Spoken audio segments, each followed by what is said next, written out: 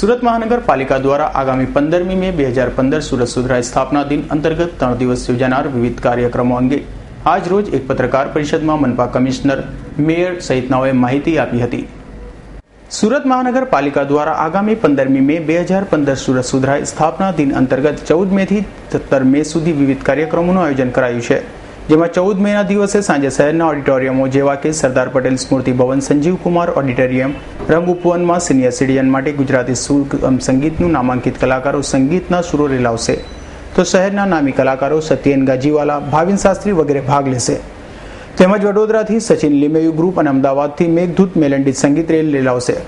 જ્યારે 15મીએ સવારે બિયરકમ કોઝવે આગળ તાપી પૂજન, મંત્રોચ્ચાર, શંખનાદ તેમજ હોડીમાં ભજન કીર્તનનો નાદ કરાશે. તો 3 મેગા ઇવેન્ટનું પણ આયોજન કરાયું છે. તો 16મીએ રવિવારના સવારે 11 કલાકે સંજીવ કુમાર ઓડિટોરિયમ સુરત મહાનગરપાલિકામાં ફરજ બજાવી ગયેલા મેયર તથા ભૂતપૂર્વ મ્યુનિસિપલ કમિશનરોનું સન્માન કરાશે તેમ જણાવાયું હતું. આપ જાણો છો, સુરત સુધરાઈને 164 વર્ષ પૂર્ણ કરીને 165મા વર્ષમાં પ્રવેશ કરી રહ્યા છે. અને એટલા માટે આ સુરતના શહેરીજનોનો જે ઉત્સાહ, ઉમંગ અને અભિગમ છે તે જોતા સુરત મહાનગરપાલિકા દ્વારા આ વર્ષે 14 તારીખથી એટલે કે 15 મે જે આપણો સુધરાઈનો દિવસ એના પૂર્વ સંધ્યાથી 14 તારીખ સાંજથી જે કાર્યક્રમો શરૂ કરીને 17 તારીખ સુધીના 3 દિવસનો ભવ્યાતિ ભવ્ય કાર્યક્રમોનું સુરત મહાનગરપાલિકા દ્વારા આયોજન કરવામાં આવ્યું છે. 14 તારીખે એક વિશેષ પ્રકારના આયોજન છે કે શહેરના 4 ઓડિટોરિયમની અંદર અલગ અલગ રાષ્ટ્રીય અને આંતરરાષ્ટ્રીય કલાકારો દ્વારા સુગમ સંગીતના કાર્યક્રમો કરવામાં, જે ફક્ત સિનિયર સિટીઝનો માટે જ અમે રાખવામાં આવે છે. એટલે 4 ઝોનના 4 ઓડિટોરિયમની અંદર આ કાર્યક્રમો થશે. 15મી તારીખે માનનીય મુખ્યમંત્રીશ્રી પણ અહીંયા ઉપસ્થિત રહેવાના છે. એ પ્રકારના અનેકવિધ પ્રકલ્પોના ખાતમુહૂર્ત ને શુભારંભ છે.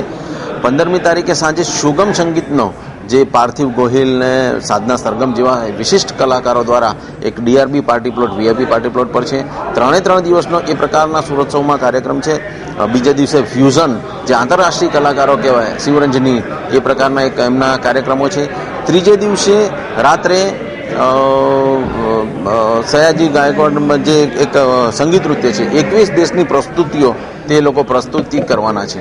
એ કાર્યક્રમોનું આયોજન છે. અને આ સિવાય સુરત દોડશે, એટલે Surat for run for Surat, skating ring, ચિત્રકામ સ્પર્ધા, રંગોળી સ્પર્ધા, એવા અનેકવિધ કાર્યક્રમોથી 3 કે 4 દિવસનો એક સુરતના સુરતીઓ માટે અને સુરતીઓ દ્વારા ઉજવતો આ એક કાર્યક્રમ સુરતોત્સવ, આ કાર્યક્રમનું આયોજન હાથ ધરવામાં આવ્યું છે.